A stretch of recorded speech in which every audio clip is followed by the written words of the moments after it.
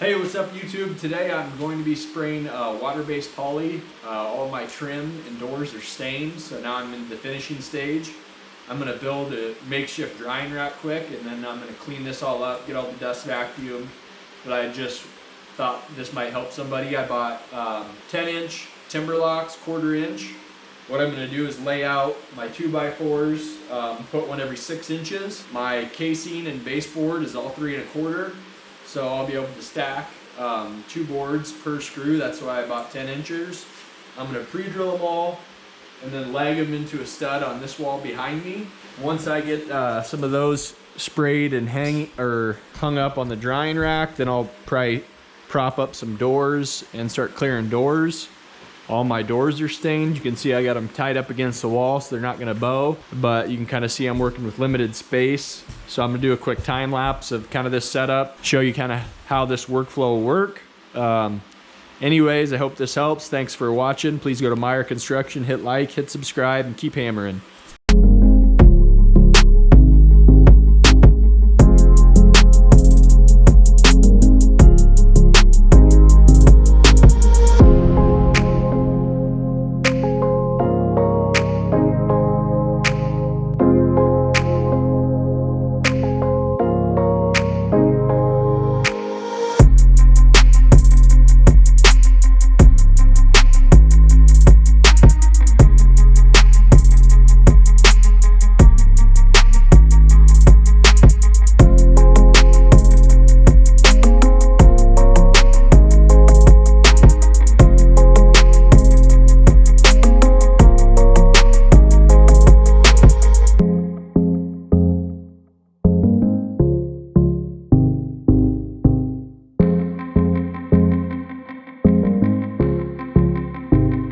So you can see it's not pretty, but I didn't take time to pre-drill it just for the sake of speed. You can see it's going to work. I can fit 2 pieces on, and that way that'll really speed up my workflow.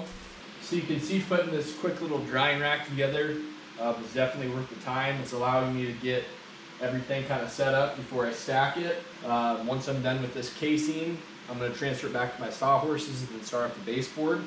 My Finish-Rite, it sprays that water-based poly. Very nice, gives it a nice finish. I like the Varathane better than I've used like Minwax. I think the Varathane is a little thinner. Doesn't have as much of a kind of the cold blue appearance as the polyacrylic. Just my 2 cents of what I've used. If I wasn't matching what the homeowner already had in the home, I would hit it after the stain. I'd hit it with the DeWax shellac. You can pick that up at Menards, Home Depot, and that kind of gives it a nice amber tone, and it really warms up the poly, gives it a nice tone. It'd really look good on those doors. Hey, what's up YouTube? This is Drew with Meyer Construction. This is day 2 of spraying poly with my HomeRite HVLP gun. On my little makeshift drying rack, I went ahead and added more legs at 3 inches on center because I need the space. Hopefully today I'm spraying all the baseboard. I'm going to get a nice coat on the baseboard, hopefully get all that up on the wall, and then I'll stand up the doors kind of an accordion pattern, secure the top, and hopefully get a coat on the doors. Let that all dry, and then I'm going to scuff sand depending on how much I lay down. But I'm going to shoot for 3 coats.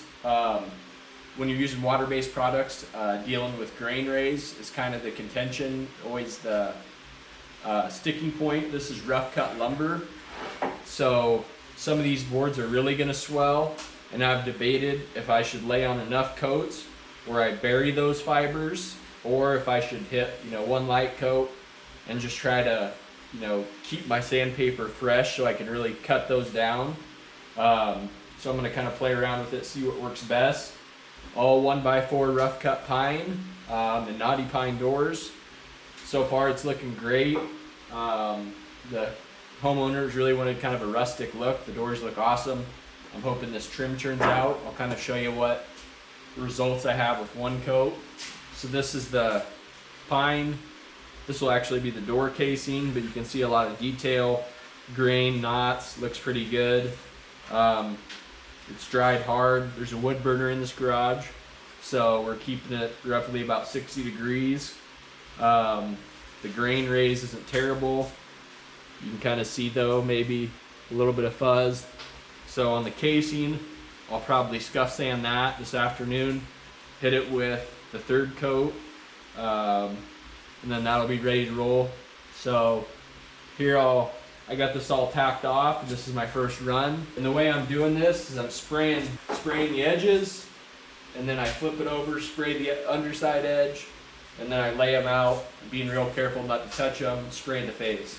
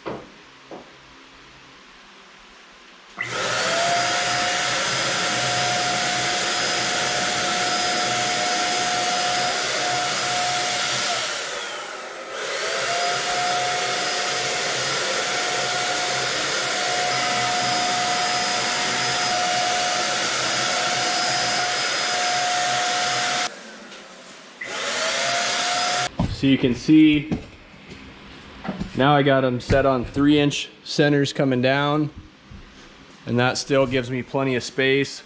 I would say if you're gonna make one for your shop, use a drill press.